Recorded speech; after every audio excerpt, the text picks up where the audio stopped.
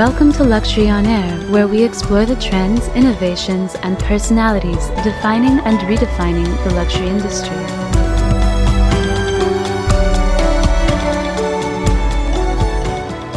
Welcome to Luxury on Air. My name is Karine Szegedi, and a warm welcome to all our listeners to this new episode where we are going to explore a fascinating facet in luxury retail, being the use of neuroscience and psychology when approaching, understanding, and analyzing luxury consumers and customers.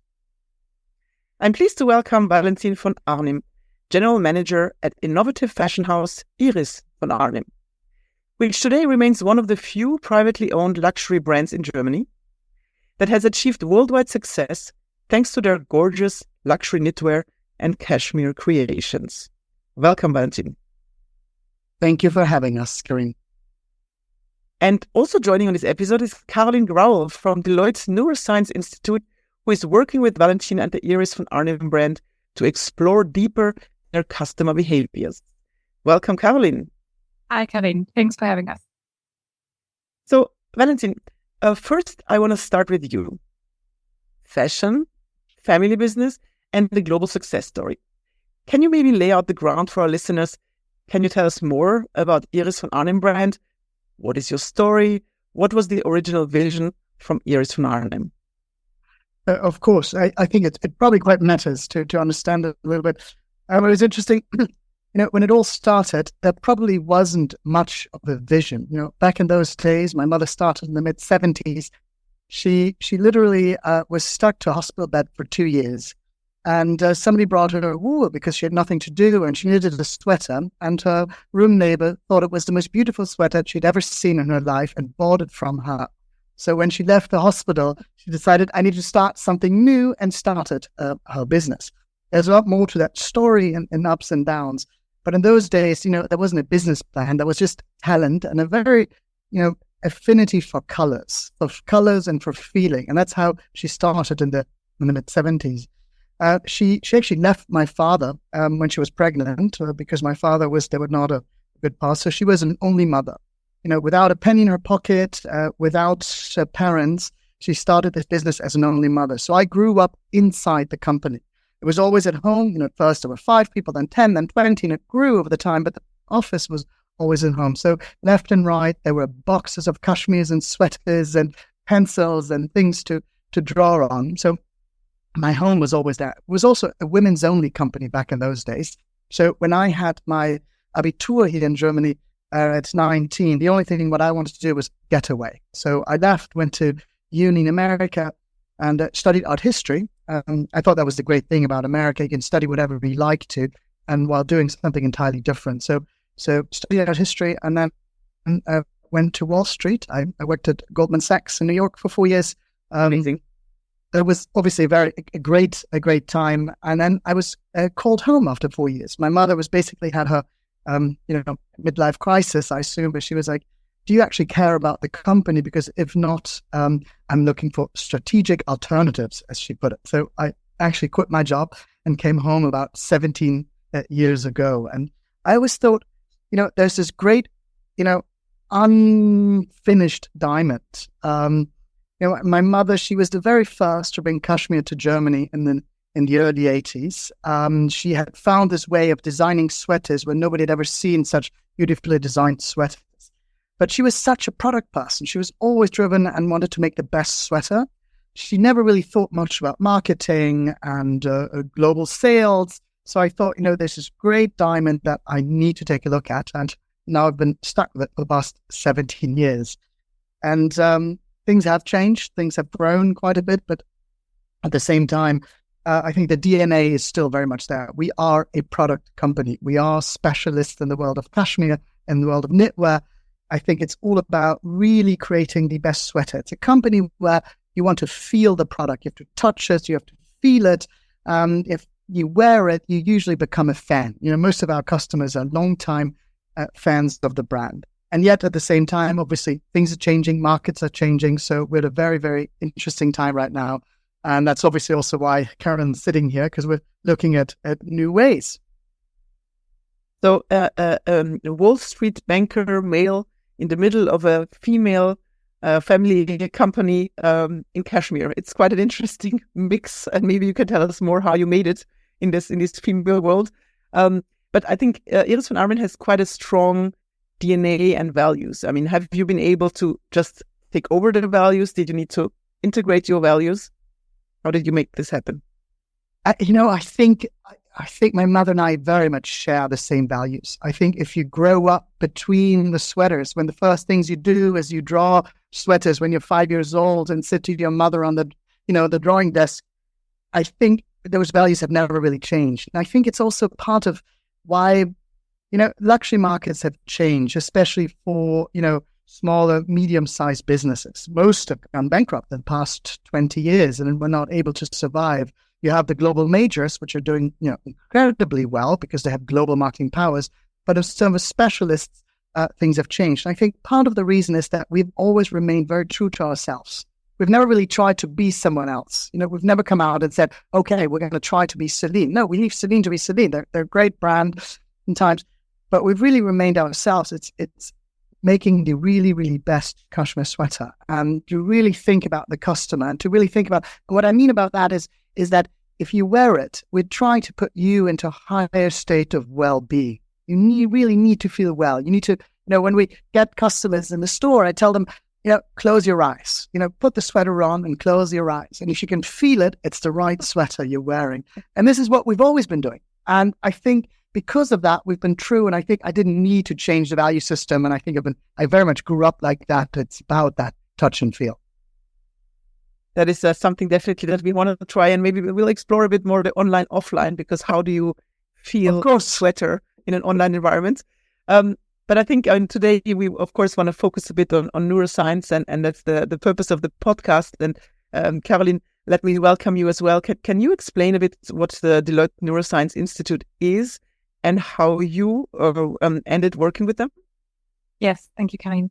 So the Deloitte Neuroscience Institute is part of the whole consultancy part of Deloitte. We do have a quite interdisciplinary team. So we have neurologists, we have psychologists, and then we have people with a business background like I have. So I came from the, so to say, classical strategy consultancy before I joined Deloitte. And before that, I worked for TUI, which is a large German tour operator in the hospitality segment, so to say. And one of their core brands, or one of their brands is Hapag-Lloyd Cruises, which is the luxury line. So this is the first time I got to know luxury consumers. And back then the question was, you have different vessels there, and the different ships have different target groups, meaning that they have different ambitions and goals when they consume the luxury products. So I was interested in how diverse are actually luxury consumers and their motives and targets which behind them. So I wanted to delve deeper into that, and this is what I did in my studies. And I emphasized in neuroscience, neuromarketing, and consumer behavior at one point to understand deeper, especially in the luxury segment, what is behind there. Why do we buy costly things? Why do we like luxury? What is deeply anchored in us? And this is how then, after a couple of stops, I ended up in the Neuroscience Institute. And here we do consult brands with the findings that we gain from neuroscientific studies, meaning that, and I can delve a little bit deeper into that later, we invite people to join us in studies for different brands. We do consult in the luxury segment, but also in the automotive sector, for example, in the banking segment and the fast-moving consumer industry. And then we show brands what they can do with the brain data that we gathered. So that is very interesting. You're looking inside the heads of the consumers. It's a bit scary, but probably, you get a lot of insights. And Valentin was brave enough to embark in this journey and to work with the Neuroscience Institute to understand more about your customers. Maybe, Valentin, how did you get the idea to work with the Neuroscience Institute? Did you not need to get any approvals? Was this a no-brainer? Just let's run and let's try this. And what was the reason of trying to work with neuroscience? Thank God, it was a no-brainer. Maybe sometimes naivety helps. I wasn't so worried about what it means to look into people's minds. I was just really interested to know what our customers and people cared about. So in luxury, your customer is always a bit older, simply because of available cash is a lot higher. But we obviously have to think about the future. And with a medium-sized company, our resources are limited. And, I can't hire Pharrell Williams to, make a fashion show on Pont Neuf. So I need to know exactly what my customers are looking for. And usually you would think that, you need to be more fashionable and you need to be more exciting and louder to engage in the younger customer. And yet, we found out that the younger customers, they tend to buy the more classic pieces. They tend to buy the more valuable pieces, things that last for 10, 20 years. The ones, and we've always been the brand where we say, it's investment shopping. It's not about something that you wear for 1 year, but something that you can keep your entire life. This is our whole idea of who we are, what we do. If you see someone wearing Valentin von Arnim, it's like, okay, he's in the know. He's buying the sweater because of its quality, not because of its branding, because of its quality. And then it's sustainable as well, because it's more, it's a circular economy. You can give it to your daughter and so on. That's the whole idea. It's also, if you think about it, if you wear a sweater for 20 years, you do a lot more than if you, buy 3 new ones every year. But, is that what the next generation cares about? Is that what they really want to hear? Is that where, the next generation cares about? So when, if you do market research, sometimes you need very, very large sizes of people to find an answer. And with neuroscience, I think, and Caroline knows a lot more about this, you can have a sample size of 30 and look in their minds at what they care about, what reaches them. How do they think about prices? How do they think about priming, about video versus cutouts? How do they look at pictures and all these questions? Because exactly what you said earlier, a brand like us, where it matters that you touch the sweater, where it matters that you put it on and feel it. How do we deal about the online world? Now, how do we look at it and how do we bring that feeling that you get in the store? So, the people who work in our stores have been with us mostly for 10 years and longer. They know their customers. They know their parents. They know their children. They know their grandchildren. They know their birthdays. They take care of their lives. That's what they do. That's why they come back. And that's the service that we provide in the, in the smaller luxury world. But online, that's almost impossible. So how do I get these values across? And that's the question that I asked Caroline and her team is, how do we do that? Okay. So Caroline, how do you do that? Perfect bridge, I would say. So how do we do that? I mentioned earlier already, we invite people to join our study. We recruit them after agreeing on a certain screening, meaning that, for example, in the case of Valentin von Arnim, it was really interesting, of course, that they know the brand, they purchased the brand before. And then also we look at what is the current customer base, age-wise, for example, and generally demographic-wise. And then we try to rebuild this demographics as good as we can in the sample. And we can invite, as Valentin said, kind of smaller groups, and we still get really, really valuable insights from it because our brains are actually built quite similarly, and yet we can see huge differences between people and between ages and generational gaps and male and female participants. So then we normally try to have in our sample a certain part of male consumers, younger consumers versus older consumers, female consumers, and then depending on the project, also non-consumers, because we want to understand why do they not consume the brand and what maybe keeps them away from consuming it so far. And then these people come to us to do the study with us, so they kind of get a helmet on the head, looks like a little bit like a bike helmet, and it's called an EEG. And with EEGs, we measure brain activity. So we can measure what is happening in your brain. We cannot read your thoughts. Don't be worried.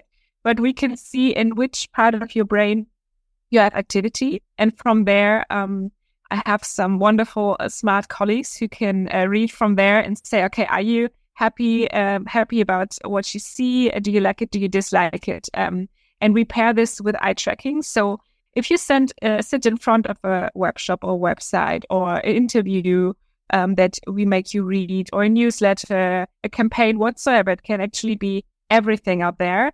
we can see what is happening in your brain regarding your purchase willingness. So would you like to purchase something?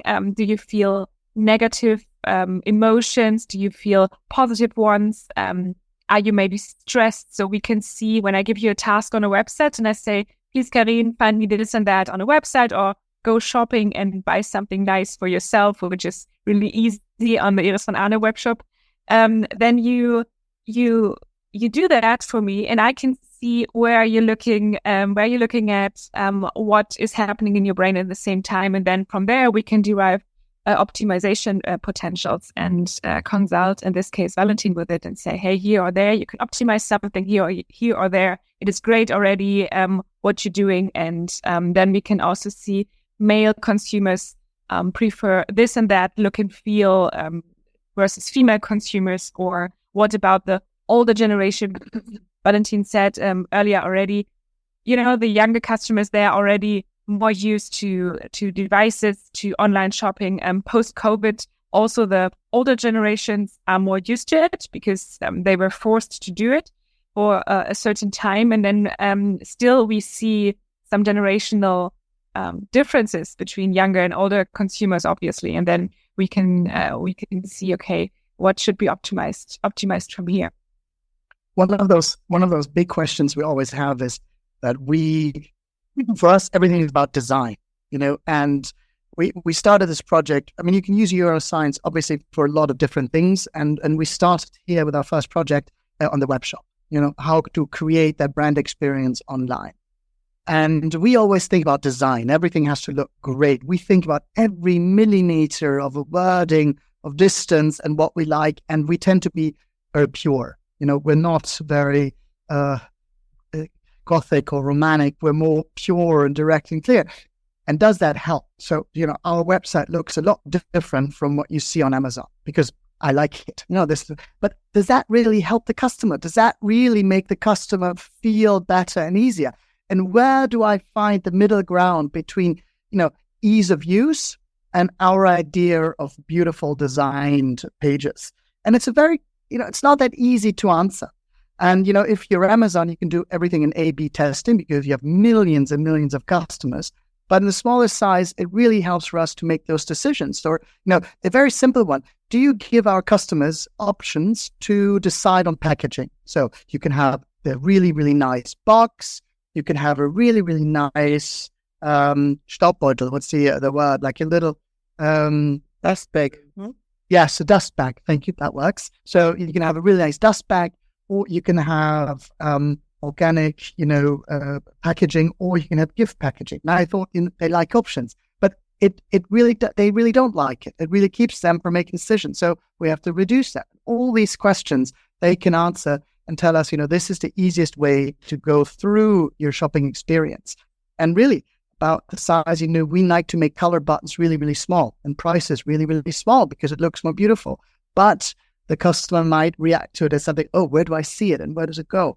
So that's those answers. And as Caroline said, we're still in the middle of the studies. We haven't finished it. So there are lots of data that they're looking at, and we don't have all the results. We have preliminary results, but it already tells a story of what we need to change and do so that the customer goes through that shop with the same experience, like talking to one of our store managers and leaving very happy.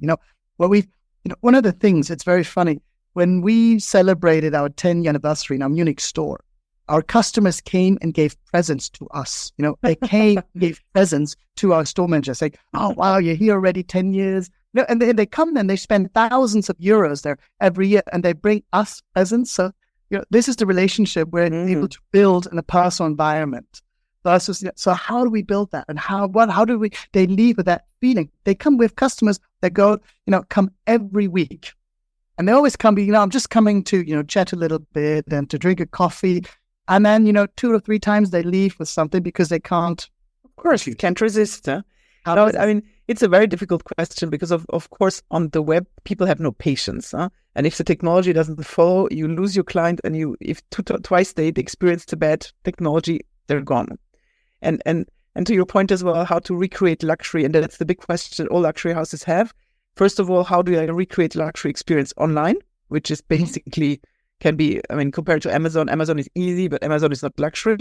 And then how do I make happen the last mile happen? How does the client experience have the luxury experience when they open the package? To your point, a lot of packaging is not so sustainable. So do we make them choose, or do we want to make them live a luxury experience? Very difficult question. But back to neuroscience. I mean, now that you mentioned that you have a lot of data collected. You said your prerequisite was you had maybe some elderly consumers. You're trying to find some younger consumers. You've tried to find them online. Is there anything, Caroline, that you can share already from the first results of the study? Yes, there are some things we can already share. What was really interesting, if you imagine a purchase decision, the price in the purchase decision, so there are different brain areas that are involved all at the same time in milliseconds, and then your brain decides, do you want to purchase something, yes or no? And one of the influences is obviously the price, and the price is perceived in an area of the brain where also pain is perceived. So the price is actually a physical pain for you, so to say. So what we actually need to do in a purchase decision, it's a reward pain decision. So the reward that is perceived in the brain has to be higher than the pain of the price, for example. And we can see this pain in the brain data quite clearly. And what was really interesting is that when the consumers knew more about the brand and they had a lot of storytelling, they connected kind of to the brand, to the founding history, for example, the price pain, so to say, was reduced. There was one interesting finding. We also let the consumers browse some competitor websites to see also differences, and websites which were different to what Deloitte von Arnim is doing. So, for example, we had one which is purely functional, and then we had one which has a lot of storytelling, a lot of video, images, things like that. And then we compared, and what we found out is that the storytelling actually helps. What is interesting about that is every consumer, after doing the study, came to us, and we did, I would say, half an hour of an interview, a qualitative interview, also about their experience with the website, with the competing ones, etc. And most of them said, I just want to do the shopping, especially male consumers said that they said, I don't want to see so much storytelling. I want to do what I want to do on the web shop. So please leave me alone with all the storytelling. But then in the brain data, we saw, no, that is actually not the case.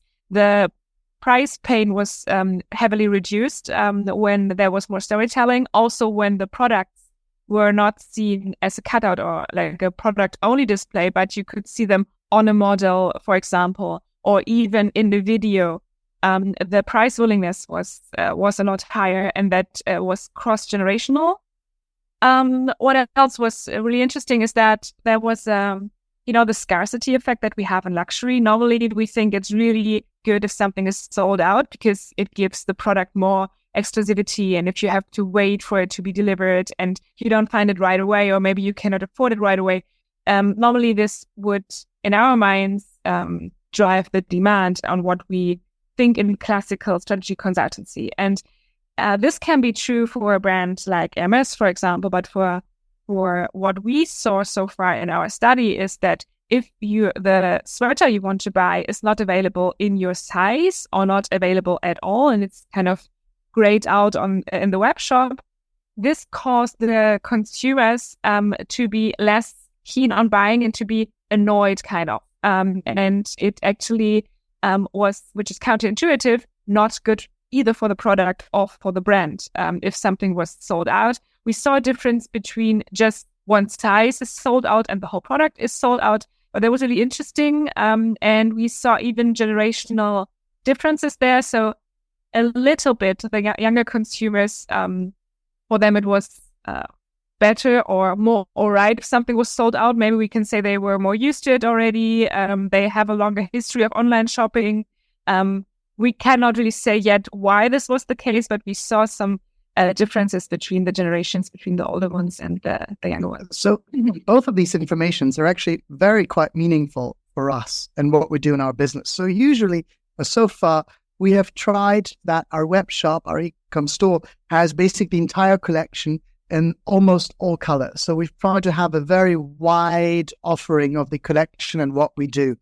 And now knowing that fact, we may think about it and say, okay, we will reduce the options on the web shop, but we'll go much deeper so that you have more pieces per size and color so that you do not have that experience of it being sold out. So it's a different idea. Do you have a wider or you have a deeper selection on your e-com store? And it might make it a lot easier, actually, to have a deeper selection and more targeted. And so we are actually really thinking about doing that by now. We haven't seen the exact data yet, but we are already thinking about it. The other thing is that we didn't used to shoot every piece. So if we have a sweater in 5 colors, we may only have shot it in 2 colors on the model and decided, the other 3 colors, it will just be the cutout product piece because, you have it on the other 2. Because it's money, it's investment. If you shoot it on a model, you need the model, you need the hairstylist. It's not actually that cheap. We spend hundreds of thousands of euros a year on online photography. So we think about what we do there. And now knowing that if it really does change, that you have to see it on the model because it reduces your price paying, we have to change it. We have to make the budget available to do that. And the second part, what she's talking about in terms of the brand experience, we talk a lot about our brand on the About Us page. Most companies do that. They have a button that says About Us, and we talk a lot about Iris and her life story and what a great person she is. And everybody who knows Iris thinks, because she really is one of the coolest people alive. So, but people don't, of course, but people don't go there. People want to go shopping. People go straight in the beast. So we have to make that story available on the product detail page. To get to that point where we show, I always thought, if you have 6 or 7 pictures, that's annoying. You want to have, 2 or 3, be, very precise. But no, actually, the results right now are showing we may need to give a lot more brand, a lot more story, a lot more pictures on the product detail page. So that's where we're already adapting that experience. And this brings 2 thoughts to me. So without me wearing a bike helmet and you looking into my brain, I can share that lastly, I browsed for luxury handbags secondhand and finally found one that I really liked on the website. I said, do I buy it, do not buy it? What is the pain point in my head to say stop or not? And then I said, you know what, maybe I'll go for it. And then it says sold out. And there's only one of each because it's a secondhand handbag. But I said, well, why do you keep it on the website? I just spent a half an hour browsing, finding something, thinking about, do I buy it or not? I lost half an hour of my life and I don't have so much time. And I was really annoyed about this website. I said, maybe I'm not going there anymore because they're just wasting my time. So that's just a story that I recently lived. And to the second point, when you say shooting, expensive to have all the colors, well, let's speak about technology. That's maybe the next topic that we want to talk, because we see more and more brands using virtual models, using AI to create their own marketing campaign, which can be entirely driven by AI, and where there's no humans anymore, no shooting, no photographers, which makes, of course, the whole process a bit less costly and easier and less barriers to entry to a lot of brands. So, Valentin, can you maybe speak to your approach to technology? How much do you integrate it? Have you tried the metaverse? Have you tried AI? Are you using what are you currently using in terms of technology to make your life easier? Absolutely. I very quickly, I do not, or so far, I do not believe in metaverse. I have not seen any advantage of that to our world. There was a big hype around it about a year and a half ago that has almost died down. It may come back. I don't know. We're not looking into a metaverse at this time. Very different to AI, or especially generative AI. I love it. I think it's one of the greatest tools for us. It's really opening also a big discussion, because especially a brand like us, where we're all about craftsmanship. We do a lot of hand knitting. We have a lot of people who are very specialists in their field of technical production. So we're a lot about real handwork and not about a 3D printing machine. So where does that, and a family business, where do these ideas come together? And so far right now, and I've opened that discussion on LinkedIn, and there are people going back and forth, especially the creative, the photographers, the stylists. Now, how does that work? But there are a lot of advantages to generative AI. One upfront is it's not there yet. We cannot replace online, web shop photography quite yet, because it can't give across the real flow of the piece. So it's still a computer model. and it's not yet quite, there's something realistic about real photography that it cannot replace quite yet. Will it? Absolutely. How long? 6 months? A year? I mean, it's not that long until it can do that. And to really replicate the same emotional, realistic flow of how that piece is across a female, a male body. I love the fantasy. I mean, we can dream about going anywhere on the globe, anywhere. We can shoot in a market in Bangkok. We can go climb the mountains in the Rocky Mountains and be somewhere high up. We can go anywhere and shoot it. So it's you can put your ideas into pictures. And I love that idea because it helps us storytelling. I think you need to be very true about it. You need to tell at every given second in time that, this is AI. And I think you need to combine it with real photography and real models. Because when I talk about, that you need to wear the sweater and feel it, there's something also about when you're at a place, how it smells. There's also something about the wind, about the temperature. You can feel it. And a lot of times you can feel that in people's eyes. You can see it on their skin. There's something realistic about it. So I think both worlds, because I want to tell people to go out there and experience the world. I want them to have that sweater because, great thing about a casual sweater, it doesn't knitter. So you can put it in a bag and you can take it out. It's a great traveling companion. So you need to travel and easy. So I want to encourage that obviously at the same time, but yet you can put these two together. They're not, exclusive, but you can use both of them. And we've started doing that. We're working on it right now. We're using it on LinkedIn and Instagram sometimes, because then we can say, they can't really do the hands right now. The generative AI models, they still have problems with the fingers. There's certain things that do not work quite yet. But I have a prompt engineer in the company. She's absolutely specializing on this. Interestingly enough, she's coming from photography. We found out that people with a photography background are much better prompt engineers than people who come from a tech background. Because you need to imagine the picture and you need to know what matters in the picture, every detail. And then you need to tell the AI what you want. And the AI then is learning from you, learning and learning. It takes months to train the AI to understand your thinking. But it's not about knowing the code. It's about knowing the picture. And that's why someone from a photography background is a much better prompt engineer than someone with a tech background. I can imagine. I didn't think about it, but that totally makes sense. And thinking about, we spoke about the luxury experience online. What do you think about chatbots? Because you said that, your sales personnel gets gifts and nobody will ever give a gift to the chatbot, hopefully. But do you think that this interaction is needed online as well? We're not doing it yet. We have real people when you can chat on our website as well, and the real people on the other side. But obviously, we also do not have, there are not 10,000 people chatting with us at the same time. We can afford still to have real people and to really and go about it, because a lot of times it's, that piece is sold out. I don't have that size. Which one can I take? And to know that. Will that change? Maybe. Will the chatbots get good enough? Probably. Yes, probably. But it depends on when that experience is on a level on par with a humanistic experience. Right now there are also avatars that you can talk to an avatar, but so far you see it directly, immediately. So for us at the moment, I'm thinking we still want to keep real people when it's about a real people interaction.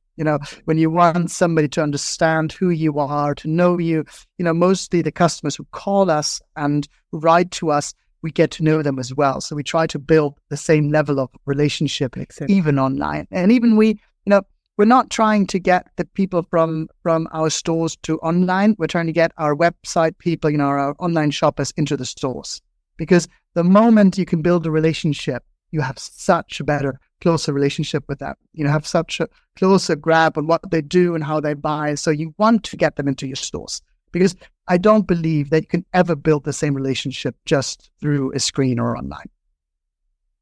Would agree. Cannot agree more. In person is so much better. So maybe can you just quickly remind our listeners where your stores are currently? We have one in Munich, we have one in Vienna, and one in Sylt. Sylt is the northern island on the northern shore. But our much bigger business is the wholesale business. So clients like Harrods, like Neiman Marcus, like Bergdorf Goodman, like Matches, Bräuninger, Lodenfrei, Jelmoli, Bonjani, those are our major clients. Okay, understood. Clear. So you can be found all over the world. That's what you're saying. Thankfully, yes. Fantastic. To get that experience. So maybe to close down on technology, Caroline, in the Neuroscience Institute, how do you use technology? I mean, you mentioned the helmets, you mentioned the eye tracking. Any other technology you're investing in to maybe as well analyze the results that you get out of all this tracking? Yes. So while measuring people, we also measure skin conductance and heart rate variability. This is to measure stress, for example. So skin conductance means at every point in time you sweat a little tiny bit, sometimes a little more, sometimes a little less, I would say. And never ever when you wear a sweater from Iris von Arnim. No, never ever. You always feel just fine and comfortable, I can tell you. But we can measure from there. We can measure if a test person is stressed, for example. So if I want you to find something on a web shop and you cannot find it, or for example, the paying process is not smooth, or the website itself, the user interface, the user experience is not what you would like, and we can see that in this little difference in skin conductance and sweat on your skin. And also related to this, would go a little too far for the podcast, but we also measure heart rate variability. So that is on the data we get out of people's side. And then also we use generative AI sometimes in some projects. Valentin was already talking about avatars. We use that and we create neuro-adjusted avatars. We call it, not for the luxury industry, for the reasons just explained. Not yet, I would say. Maybe one day when everything is a little different. But for now, no. But we use this for schooling, for trainings in other sectors. So what is a neuro-adjusted avatar? We do psychographical tests with people. So psychographical test means in that case that maybe you have other learning traits than I have. Maybe I learn completely differently than you learn. Maybe I need someone in a suit with a really serious background and a serious voice to explain something to me. And maybe you need someone who's more casual, younger. Maybe you would prefer a female voice over a male voice. And we can find that out with the test methodologies we have. And then from there, we can create avatars. And obviously, generative AI helps us a lot because we can change traits in the avatars really, really fast. And we can compare different traits more easily because this technology gives us the possibilities to do that. And then in the end, we can build segments. And then we have one learning segment, for example, which is the strict learning one. We have the casual learning one. And then maybe also we can differ in languages, in the speed of talking, things like that. And all this can be adjusted with this generative AI, which is wonderful for us because it gives us more freedom to test. Also product-wise, we can compare products more easily, obviously, like a normal A/B testing would be, but we enhance this with the neural data, which is a great possibility for us as well. And we, dig deeper into these new technologies. For us, it's really, really interesting how fast this is advancing. And also we partner with our Metaverse team to also try to test, and we are still in the beginning of that, but we try to test, can we also measure people neuroscientific-wise while they are in the metaverse? Because in the metaverse, you can more easily switch the scenery and then compare again brain data from one scenery to the other scenery. So imagine a point of sale. You want to optimize a point of sale. So you can do tiny little changes in the metaverse point of sale and then gain the knowledge from it. The only thing is, and I think Valentin said this earlier, in some things we are not there yet, generative AI-wise. So we can see still it's a little artificial and not authentic enough, not real enough. And our brain does know this quite fast, and we see this in the data. So far, we can still differentiate reality. It's totally true. It's totally true. So far, we can see this quite a lot in the data, and it kind of makes the data more hard to analyze, or then we see an effect. And sometimes the question is, okay, where is this effect, this negative effect, for example, coming from? Is it coming because someone dislikes a feature about the product, or is it coming from the fact that it is not authentic enough, or that we have, we call this cognitive dissonance, when we have the problem with the hands, for example, but in pictures, the hands don't really seem natural and human, then we see that the brain has like a cognitive dissonance, so problems to like that actually, and this then influences our neurodata. So we start to use generative AI. We have some really interesting projects like the neuro-adjusted avatars I was just talking about. But on some ends, we also prefer the real environment because our brain feels safest and the best so far still in the real environment. It's comforting to hear. This was a very interesting discussion, and maybe to close the podcast, we usually ask. I mean, we are trying to analyze the trends of the future. Of course, all we discussed today is definitely a trend of the future. But if I start with you, Valentin, how would you see maybe in luxury retail the world evolving in the next 5 to 10 years? What are the maybe 3 trends that you would see and that would be worth sharing? If I knew, that'd be great. What are we seeing? I think there's a big difference between the global brands that really are creating a global demand. That is a whole different world, and it works. Numbers wise, really, really works. But I think it's becoming such a mass phenomenon that for the sophisticated luxury consumer, I think they're looking for something that is a bit more individual, that has a bit more, of their own taste, intellectual knowledge behind it. So I think we're very much focusing, saying that in terms of, size of big market, the global ones work, of course. But in terms of small and medium size, I think the specialists, where you are in the know if you buy it. You know that this brand is about quality, technical perfection, about honesty and truth, and about following certain values. I think there is a real market for that trend. It will never be, the size of the global, but I think for the sophisticated consumer, it's really that.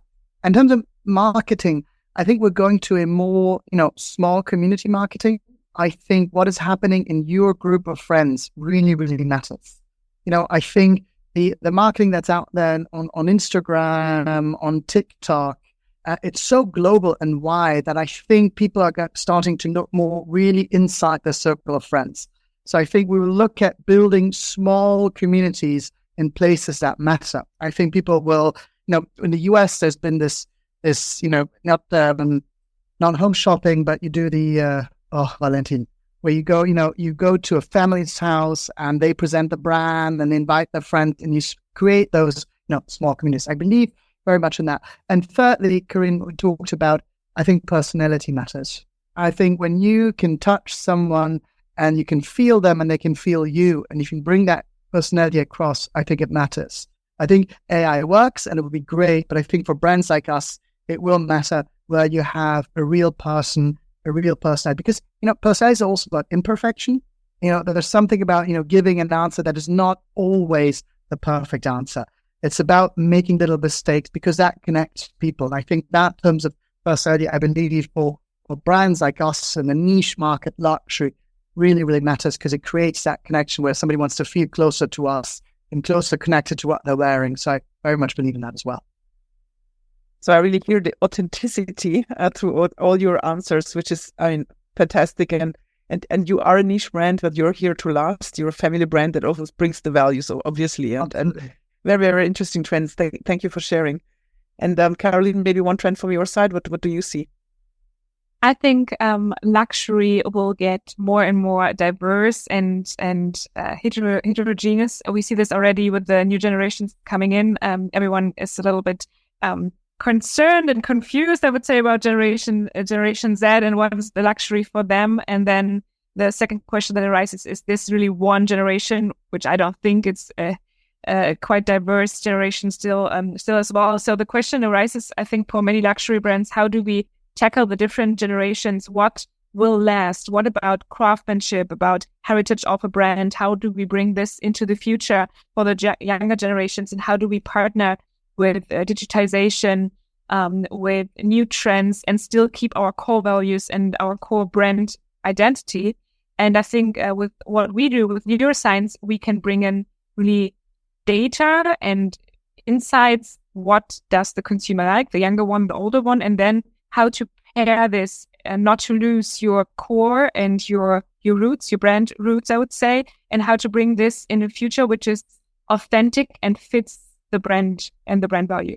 Let me just add to that, because I think actually in terms of one of the future trends, and that's really come out of this project and data as well, is that our younger customers, they're not looking for excitement and the newest. They're looking for security and no risk. They're looking for, I'm buying the right thing, to know that. And that those value, this is the right thing. And so it means that in our communication, we need to focus on that. And it's quite interesting that the next generation is not just looking for, somewhere else for excitement and the newest, but they're looking to doing the right thing for that level of no risk security. So that's come out of this. And so that trend we see very much in that data. Conservatism is back. Very surprising. Interesting, huh? Yeah. It is quite interesting.